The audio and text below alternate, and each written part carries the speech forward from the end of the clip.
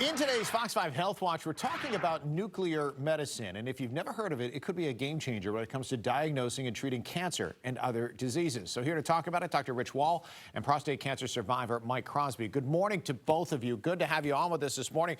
Mike, good to have you around. Dr. Wall, I want to start with you first of all, though, just to kind of give us the nuts and bolts and explain, for those who are not aware of it, what nuclear medicine is and what it does. Yeah, good morning. Nuclear medicine, the term sounds perhaps a little scary, but basically for diagnostic nuclear medicine, a small amount of radioactivity is injected intravenously into a patient. It's coupled to a molecule that will specifically target to cancer, and we can image this radioactivity using a PET scanner or a SPECT scanner. The exciting thing right now we're talking about is a new tool to image prostate cancer. You're seeing some scans on the screen below, where this agent, which was recently FDA approved, PYL, is able to find very tiny foci of cancer and locate them to help doctors be able to find, locate, and then appropriately treat the cancer. So if you know where the disease is, if it's present or not where it is, you can make an informed decision on therapy. Sure. This One quick technique has been shown to be... Let me just jump in real quick before we get too into the weeds on this. You mentioned right off the top the name is a little intimidating for some people. How does it compare as far as the amount of radiation you would get, say, from an X-ray? Oh, this is, from a chest X-ray, this is more, but compared to a CT scan, this is about the same. So this is not a high dose of radioactivity as well. We get radiation in our normal life from the earth, from the atmosphere, from the sun, and on airline flights. Sure. All right, Mike, I want to go to you now. Longtime Navy guy, longtime fighter pilot, as tough as you come, and then you find out that you have cancer. What made you decide you wanted to go this route? Hi, Steve. Thanks for the opportunity. I initially did not go this route because it wasn't ready yet. I was diagnosed in 2015 at the Phoenix VA. So I've been through quite a journey, and it's, one of the lessons out of this is that these new technologies that are being introduced allow you to live a very fruitful life and a very active life. So this came about, my first scan was in about 2018 with this technology. You know, it's fascinating when we think about what we can do with medicine, but then it's another thing to actually will yourself to do it.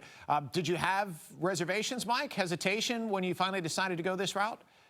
No, that was introduced to me and it was explained by my physicians extremely well. I mean, they talked me through it. I obviously been in the Navy and riding on a few nuclear aircraft carriers. I, had a little bit of a background on what it does and what it means. But the amount that they give you, there's really, there's no fear. There shouldn't be any trepidation because there's no side effects. You don't even feel it. It's just, it's getting a little IV and then you go through the machine.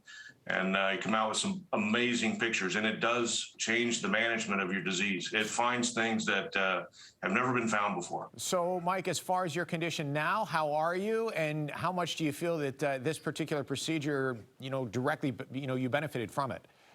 I'm great. I've been through 2 recurrences and of the prostate cancer, so I'm what they call in a metastatic state of cancer. I've been through a lot of treatments last summer during the whole COVID issue. I didn't stay away from the hospital. I went and got my treatments, but I'm good now. I mean, we're off to run a race in Fort Lauderdale in a few minutes, and this treatment, though, it's really not a treatment, it's a diagnosis tool. It did change how the doctors treated me ongoing and how they're looking at me now. So it's an amazing technology. Dr. Wall, we're going to have to wrap things up, but real quick before we do, 2 quick questions.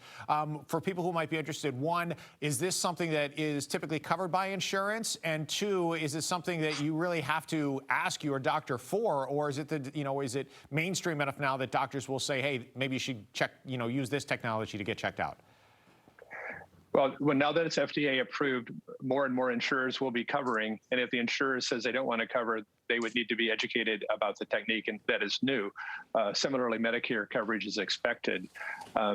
Yes, you'll have to ask your doctor so they're aware of this. I would also point out that Mike mentioned therapy. This same approach can be used to treat prostate cancer. It's in late stage clinical trials and very exciting data.